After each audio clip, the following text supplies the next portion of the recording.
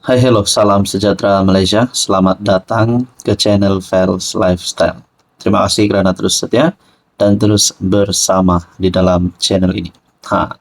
Ini satu keputusan Anwar yang pasti membuat walaun-walaun ataupun mana-mana pihak yang cuba untuk uh, memaki hamun Anwar, mencaci Anwar, menjatuhkan Anwar, ingin lihat Anwar tumbang, menumpaskan Anwar, semuanya akan tercekik. Semuanya akan hampir pengsan. Macam ganas pula. Tapi saudara-saudara, hakikatnya di dalam pimpinan Anwar Ibrahim, di bawah Anwar Ibrahim sebagai Perdana Menteri, ada satu fakta yang korang semua perlu tahu, terutamanya kepada penyokong-penyokong PAS dan juga Perikatan Nasional. Ini satu sumber daripada FB page Anak Tahu. Saya melihat sumber ini melalui FB. Zaman PAS jadi kerajaan pusat tahun 2022, peruntukan pembangunan untuk Kelantan adalah RM1.55 bilion. Okey, anda dengar itu. RM1.55 bilion.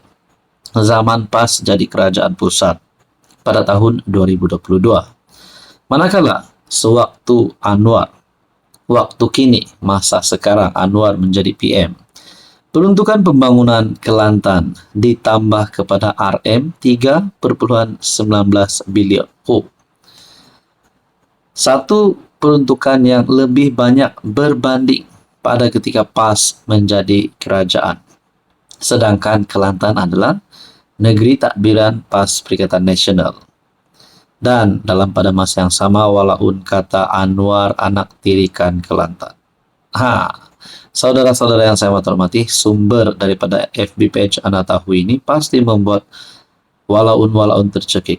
Tapi kalau perkara ini benar, kenapa tidak wakil-wakil rakyat PAS hari ini yang mungkin semakin lama semakin terpikat dengan cara Anwar bekerja? Bagus mereka sokong Anwar sajalah.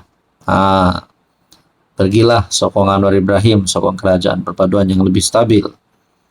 Peruntukan pembangunan untuk Kelantan RM3.19 bilion tahun ini, kata Perdana Menteri. Ini satu kenyataan PM yang pasti membuat musuh politiknya ketakutan, membuat musuh politiknya kini sedang dalam bahaya.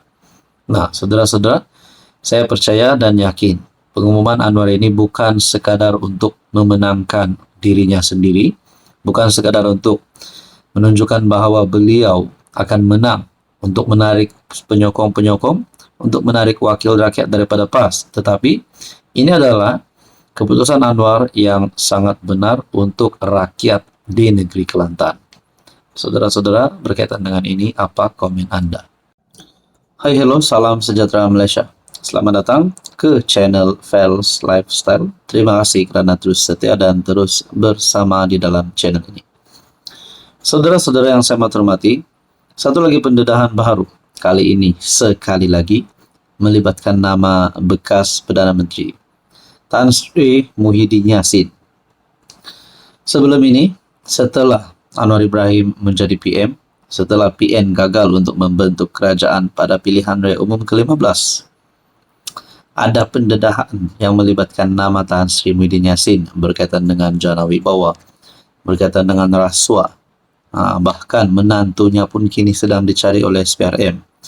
Ada yang kata Muhyiddin sedang dalam bahaya, sedang kritikal dalam keadaan politiknya. Nah, ada lagi satu pendedahan. Kali ini pun sama melibatkan nama pengerus CPN tersebut. Mahyadin jawab Tuan Ibrahim, saya tak terlibat. Ekoran permintaan dari Timbalan Presiden PAS, Datuk Seri Tuan Ibrahim, Tuan Man. Bekas PM Tan Sri Mahyadin menegaskan beliau tidak bertanggungjawab membuat keputusan pengambilan tanah kampung Sungai Baru.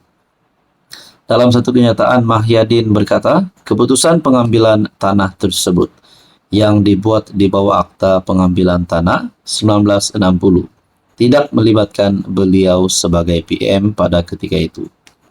Sebaliknya, kata beliau, ia telah melalui proses di bawah Akta Pengambilan Tanah 1960, di mana keputusan mengenainya dibuat oleh pihak berkuasa tanah wilayah persekutuan.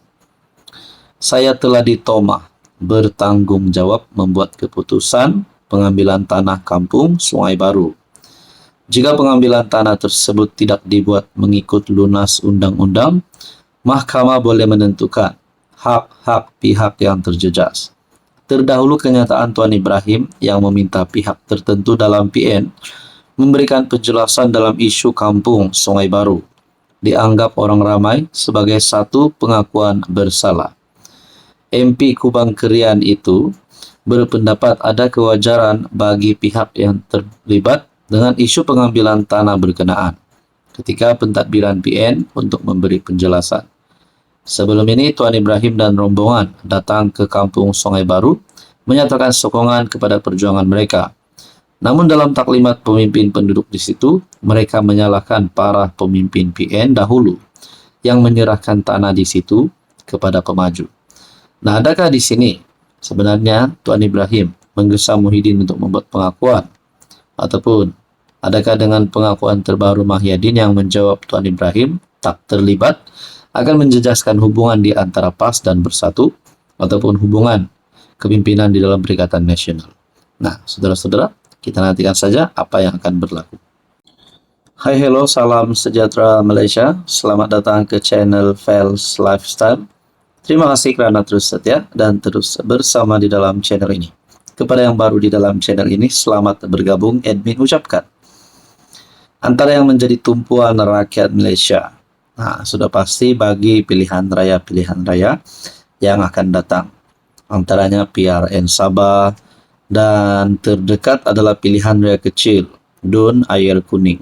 Nah, ini menjadi salah satu cara bagi mana-mana jentera parti yang menang untuk menunjukkan bahawa pertama, sekiranya calon kerajaan menang, menunjukkan bahawa mereka relevan dan tetap kukuh dan mereka masih dan terima lebih banyak penyokong hari demi hari.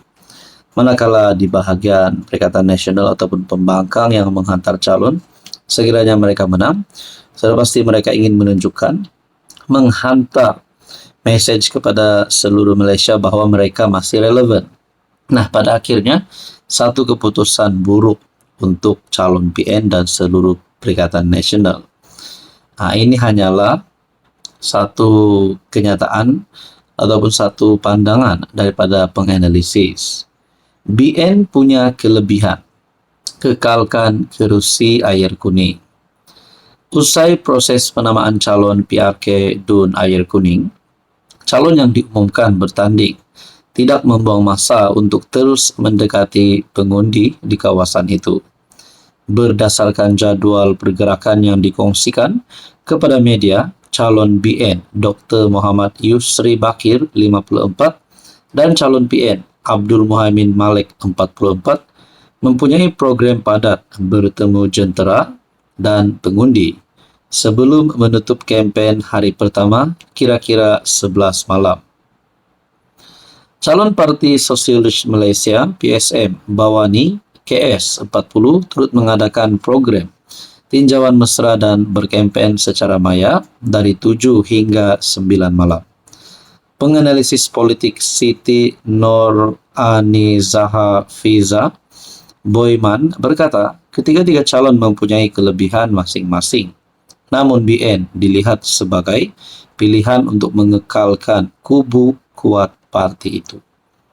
Dalam kenyataan yang lain, mungkin ini menjadi satu lagi kekalahan. Mungkin menjadi salah satu punca yang boleh membuat kekalahan ataupun PN terpelanting lagi. Calon PN enggan ulas dakwaan tipu tauliah mengajar agama. Sebelum ini pun saya telah terima komen bahwa mereka setuju sekiranya calon PN tarik diri. Tapi bagi saya, jangan tarik dirilah. Berjuang dulu. Nanti baru tahu menang ataupun terpelanting. Tapi dalam satu artikel ini berkata, pelantikan Abdul Muhaimin sebagai calon PN untuk DUN Air Kuning menimbulkan tanda tanya ramai bagaimana beliau boleh memiliki tauliah mengajar di Perak. Perak telah menetapkan syarat bahwa pemegang tauliah mengajar agama di negeri itu mestilah tidak terlibat dengan mana-mana parti politik.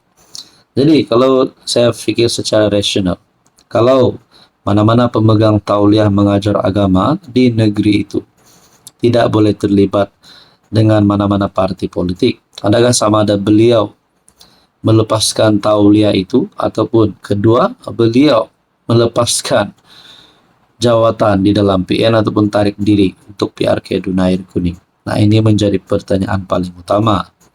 Dalam pada itu, Abdul Muhaimin merupakan pengurus CPN di Tapa.